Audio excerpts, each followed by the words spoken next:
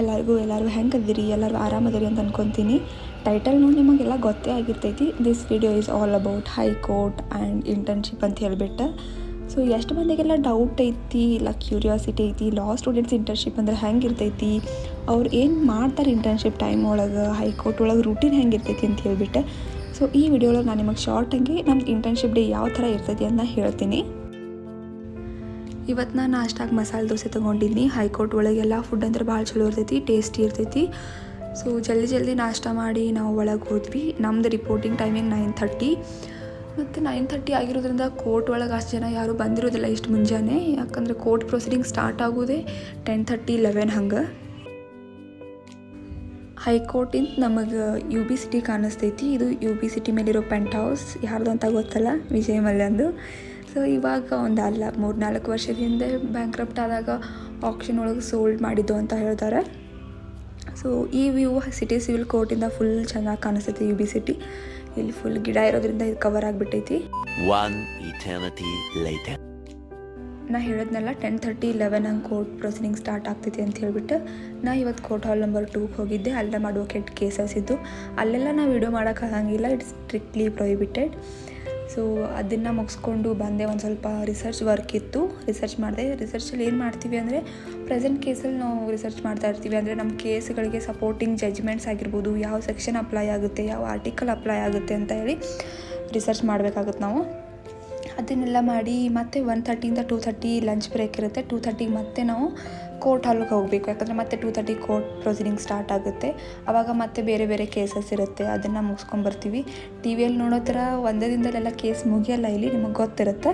ಹಾಗೆ ವರ್ಷಾನುಗಟ್ಲೆ ಕಂಟಿನ್ಯೂ ಆಗ್ತಾ ಇರುತ್ತೆ.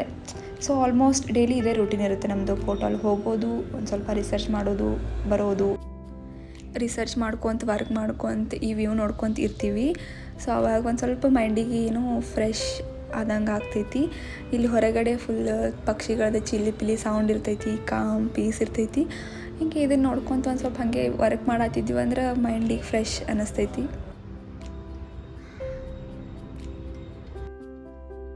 ಇಲ್ಲಿ ನನ್ನ ಫ್ರೆಂಡ್ಸು ಪ್ರೆಸೆಂಟ್ ಕೇಸ್ ಮೇಲೆ ಏನೋ ಸ್ಟಡಿ ಮಾಡ್ತಾಯಿದ್ರು. ಇದ್ರ ಮೇಲೆ ನಾವು ಒಂದು ಸ್ವಲ್ಪ ಸ್ಟಡಿ ಮಾಡಿ ರಿಸರ್ಚ್ ಮಾಡೋದೆಲ್ಲ ಇರುತ್ತೆ, ಅದನ್ನೇ ಮಾಡ್ತಾಯಿದ್ರು. ನಾನಲ್ಲಿ ಕಾನ್ಫರೆನ್ಸ್ ರೂಮಲ್ಲಿ ಒಬ್ಬಳೇ ಕೂತ್ಕೊಂಡು ರಿಸರ್ಚ್ ಮಾಡ್ತಾಯಿದ್ದೆ, ಬೋರ್ ಆಗ್ತಾಯಿತ್ತು ಅಂತ ಹೇಳ್ಬಿಟ್ಟು ಇವ್ರನ್ನ ಬಂದು ಜಾಯ್ನ್ ಆದೆ.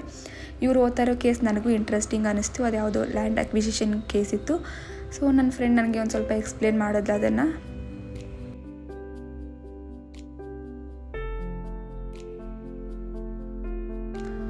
ಇವತ್ತು ಕೋರ್ಟಲ್ಲಿ CM's ಕೇಸ್ ನಡೀತಾ ಇತ್ತು, ಮೋಡಾ ಕೇಸ್.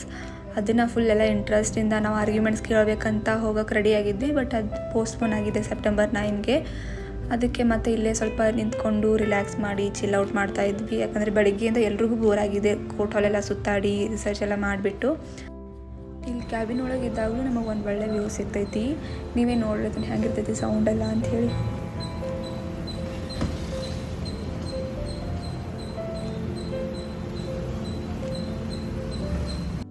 ಸೊ 5:30ಗೆ ಕೋರ್ಟ್ ಪ್ರೊಸೀಡಿಂಗ್ಸ್ ಎಲ್ಲ ಮುಗಿಯುತ್ತೆ.